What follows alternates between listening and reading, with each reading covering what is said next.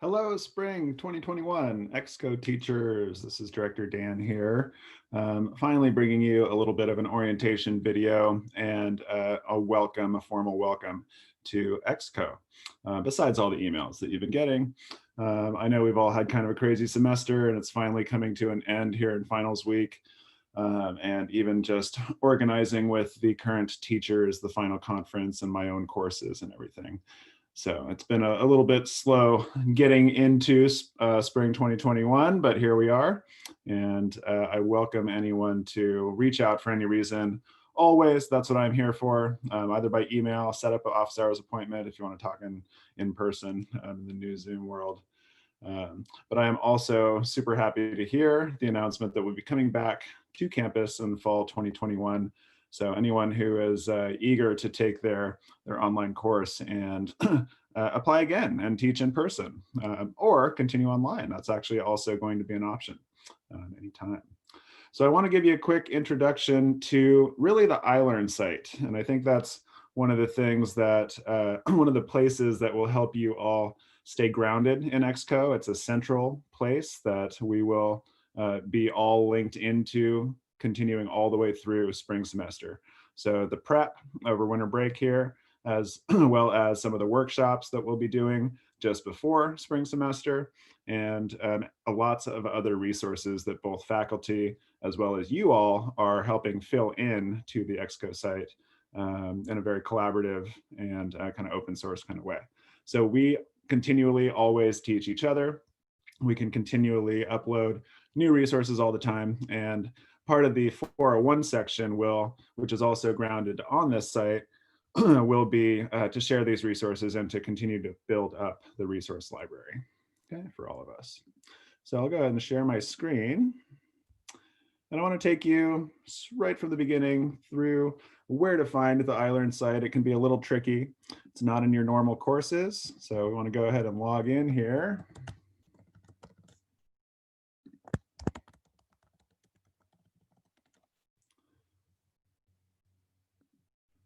Now you're going to see on your central dashboard here, you can actually find it if you scroll down through all of your fall courses. And it's going to be under collaborative sites. So the iLearn site itself is called Experimental College Support. And like I said, this is the central hub, central place for all of your development as teachers from now until the very end of spring semester. I'll show you another place you might find it. If you go to show all my courses, this is where some of you might be right now in your iLearn page. And you won't see it here, so you'll have to click miscellaneous, then click programs and organizations, and then you'll see experimental college support. But just to show you where it was in the first place, in your central dashboard, you just scroll down to the collaborative sites section. When you click into experimental college support, this is our hub, okay? And if I take you through a little bit of a table of contents / how to navigate this site, there's me. You have all my contact info and emergency situations. You can use my phone number, but I'm very receptive and responsive to emails. I will usually get back to you very quickly. And then my office hours link is there as well. I will have office hours. My normal office hours will be from Monday through Thursday from 10 a.m. to 11 a.m. Okay, so consistent 4 days a week, all at the same time. And those are the drop-in office hours. If those don't work for you, you can always schedule an appointment at any time. These are other faculty members on our advisory board who are super involved and super supportive, and they are very receptive to getting your emails, supporting you in any way that, that they might be able to, and especially within their subject areas. Or if you know them from any other communities on campus. This is a little bit of a wider map of our network on campus, and these people are also supportive to you. and receptive to getting your emails. And they can always, if they don't have the bandwidth to help you with your specific situation, they can always refer you to me. And here we get to really the CAP Institute. This is what I want to show you for right now and in your preparation for teaching in the spring. This will take around 2 hours, I want to say, 2 to 3 hours, depending on how long you take.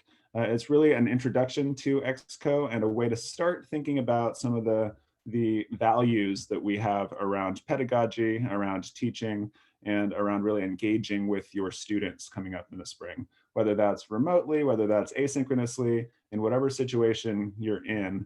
Part of this is to start us thinking about what critical active pedagogy will mean. And we can call that something different if you all want to, but we'll start with this idea of critical active pedagogy as a way to think about engaging your students and making them very active in the classroom and whatever classroom spaces you have, whether that's a discussion forum or a Zoom room. And to make that critical, to ask the questions that get beneath the surface and really start to get students to think about their own role in larger systems, et cetera, et cetera. So the first way into this is to just introduce yourselves to the community with a picture and then answering a few questions that are about your personal background as well as experience and kind of your philosophy towards student teaching. Module number 2 is really about watching a few videos to get yourself familiar with the past, the history of experimental college at SF State, which is tied up within the history of the strike for ethnic studies in the 1968-1969 5-month strike there. We have some present, more contemporary documentation of EXCO and the EXCO program and how it's evolved since it was revived in 2017 by Professor Kathy Emery. And I worked with her all last year to transition into the role of director this year. And so I'm continuing to develop the program, and with all of your help, we will expand this program and make it everything that you all want it to be going into spring 2021, fall, next spring 2022, okay? And so I wanted to think about this history as living and as ongoing, and that you all are a part of this history, which is why we even have some Instagram documentation and kind of footage that you all can just through your own searches can find even more examples. So our module 3 is where I want you all to dive in a little bit to either some history at SF State through the library special collections, or finding a contemporary source, finding a contemporary video or even a social media source, or anything that you think is important in our current historical moment that you want to share with our cohort of teachers here, with the real purpose of making connections from your course to the current historical moment and framing a context for the current social moment that we're going through. And the last module is really to dive in and to start getting introduced, again, through videos. And so we're using multiple methods of approaching information and learning. And so we want to give you a quick introduction to what pedagogy means and what critical pedagogy means, and then again, allow you to do a little bit of your own exploration to fill in some of those gaps and to collectively define what these concepts mean and how we might use them in our classes. Okay, so I've laid out the expected amount of time for each module. You can do them at any pace. Do one module here, one module there, and I'd like you to do these before January, if possible, around this time, so that we can start to use them when you're formulating your own syllabi. When you finish the Institute here, I've emailed this all out to you, but there's a couple more links here to the calendar of to-dos, so I'd like you all to take a look at that. Make sure you've kind of checked off any of those steps that I've laid out previously to spread it out for you. Catch up with any of that. And then you'll see the new teachers section here starts with the handbook. I've laid out the table of contents so that you can quickly not be able to link, unfortunately, but find them in the new teacher handbook. This is a teacher roster with all of your information, so you can double check that it's correct, as well as your contact info. You can also find your colleagues' contact information in there. This is where you will find the information for the workshops. And I've laid out a few dates here all before the semester starts, and we will be in contact about when those will be. And then I have a collection of our past resources from past workshops, which these new workshops will be somewhat based on loosely, as well as a place to ask any questions, a suggestion box to offer any ways to improve your experience in any way. And last but not least, this is a pretty detailed but fundamentals course for setting up iLearn as an instructor. And so what you will notice, I will be adding you all as instructors to your iLearn site. And as soon as you want to, you can start going in using some of the tips in this iLearn course and start customizing your iLearn site. And you can do that at any time, all the way up until the beginning of the semester, at which point you will make your course available to your students. Once we start next semester, you all have and or will register into an EXCO 401. We'll meet every other week. The off weeks, you'll participate in the club in some way. We'll go over all of this in the workshop series, as well as more of the first couple 401 sections. Okay, but again, there won't be an extra iLearn site. It will all be housed on this one iLearn site.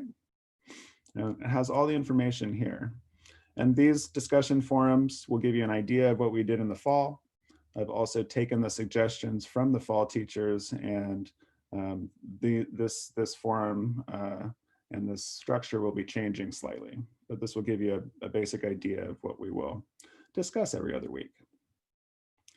And that is about it. Thank you for hanging with me for this quick introduction. I welcome any questions at any time. I want to be here for you, like I said. A lot of this will be working on your own time and figuring things out on your own and making things work best for you. But of course, any questions you have, I'm here to help you with that. So I wish you all the best, and I am really excited for the spring semester. I'm really excited to see how all of your classes start to take shape and how they turn out. And let's have some fun.